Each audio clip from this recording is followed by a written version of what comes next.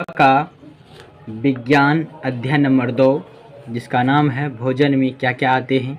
तो आज मैं अच्छी तरह से आप लोगों को 6 का विज्ञान जिसका नाम है भोजन में क्या क्या आते हैं और अध्ययन नंबर 2 है दोस्तों। आज मैं अच्छी तरह जानूंगा। आइए दोस्तों उसके बारे में कुछ जान लेते हैं पहले। तो इसे लिखा है दोस्तों vitamin A, vitamin B, vitamin C, vitamin D, calcium और आयोडीन और लौह। इसके बारे में देख लीजिए कि विटामिन ए की कमी से रतौंधी रोग होता है और उसका जो लक्षण होता है रतौंधी रोग का कमजोरी, दृष्टि, अंधेरे रात में कम दिखाई देना, कभी कभी पूरी तरह से दिखाई नहीं देना। विटामिन बी से जो रोग होता है दोस्तों बेरी रोग होता है और बेरी रोग का जो लक्षण है दोस्तों वो दुर्बल पेशियां और काम करने की ऊर्जा में कमी होती है। विटामिन बी है दोस्तों और विटामिन बी के जो कमी से रोग होता है और स्काबी रोग होता है और इस स्काबी रोग का लक्षण जो दोस्तों है मसूड़ों से खून निकलना, घाव भरने में अधिक समय लगना। उसके बाद विटामिन डी के कमी से जो रोग होता है उसका नाम है रिकेटस। इसका जो लक्षण है दोस्तों अस्थायी या हड्डी का मुलायम होकर मुड़ जाना, अस्थायी मतलब हड्डी होता है। कैल्शियम के कमी जो रोग होता है वो है अस्थियों और दांत छेनियाँ होने लगती हैं, खराब होने लगते हैं।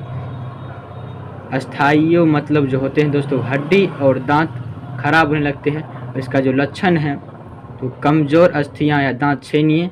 आयोडीन की कमी जो होता है दोस्तों वो घेंघा रोग होता है और इसका जो लक्षण है गले की ग्रंथियों का फूल जाना, बच्चों में मानसिक विकलांगता, लौह की कमी जो अल्प रक्तता होती है और जो इसका लक्षण है दोस्तों कमजोरी रक्त की कमी होती है। तो आइए दोस्तों इसके बारे में हम अच्छी तरह जान लेते हैं कि जान लिए और आइए दोस्तों हम जानते हैं कि भोजन में क्या क्या आते हैं। अध्याय नंबर 2 का क्वेश्चन आंसर अच्छी तरह करते हैं। तो आइए दोस्तों जानते हैं। तो एक नंबर 1 में लिखा है दोस्तों दिए गए विकल्प को चुने। क में जो लिखा है आलू में उपस्थित हैं मंड उपस्थित होता है, आलू में जो उपस्थित होता है वो मंड उपस्थित होता है। ख है घेंघा रोग किसकी कमी से होता है, घेंघा रोग जो होता है आयोडीन की कमी से होता है दोस्तों। ग में लिखा है रुक्षांश के मुख्य स्रोत है, रुक्षांश के मुख्य स्रोत जो होता है जल होते हैं दोस्तों। घ है भोजन में मंड परीक्षण के दौरान टीचर आयोडीन के हल्के घोल के कुछ बूंदों मिलाने पर खाद्य पदार्थ का रंग बदल जाता है। वो जो बदलता है वो जो रंग हो जाता है दोस्तों वो होता है नीला और काला रंग हो जाता है। अंग है दोस्तों ऊर्जा देने वाला पोषण तत्व कहलाते हैं, ऊर्जा देने वाला पोषण तत्व जो कहलाते हैं दोस्तों वो कार्बोहाइड्रेट कहलाते हैं। आइए दोस्तों क्वेश्चन 2 में लिखा है मिलान कीजिए विटामिन ए, ठीक है, ये जो होता है दृष्टिहीनता होती है। विटामिन बी की कमी से बेरी रोग होता है, विटामिन सी की कमी से स्कर्वी रोग होता है, विटामिन डी की कमी से रिकेटस रोग होता है और आयोडीन की कमी से घेंघा रोग होता है। आपको ये पहले हम बता चुके हैं दोस्तों, तब भी क्वेश्चन में था तो बताना ही ज़रूरी है।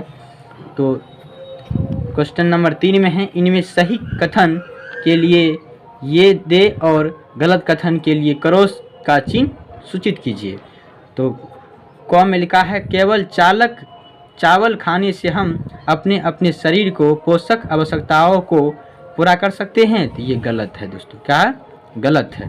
ख में संतुलित आहार खाकर आवासीय रोगों को रोकथाम किया जा सकता है, ये जो होगा दोस्तों ये विकल्प जो होगा आपका सही होगा।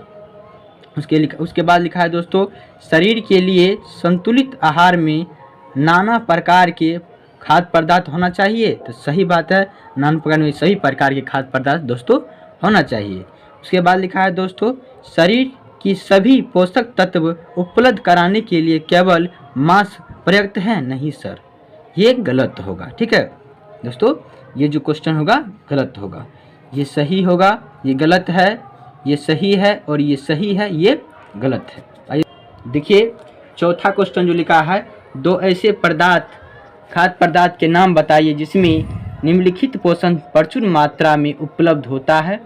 वसाम जो होता है ठीक है। वसा जो किस किस में होता है, घी और मूंगफली में वसा प्रचुर मात्रा में होती है।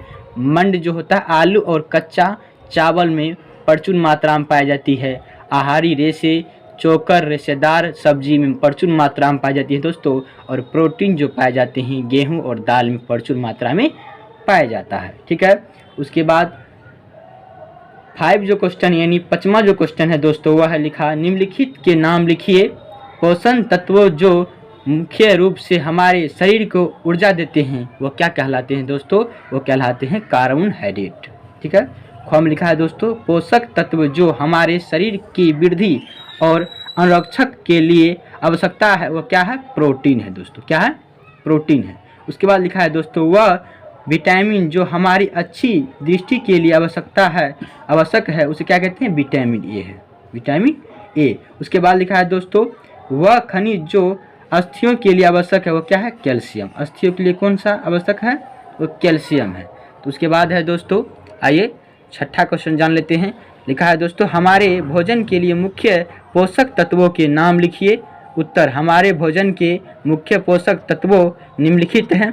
ये जो है पोषक तत्व कार्बोहाइड्रेट है, प्रोटीन, वसा, रुक्षांश, जल, विटामिन, खनिज लवण, ये हमारे मुख्य पोषक तत्व, भोजन के मुख्य पोषक तत्व के ये सभी चीज़।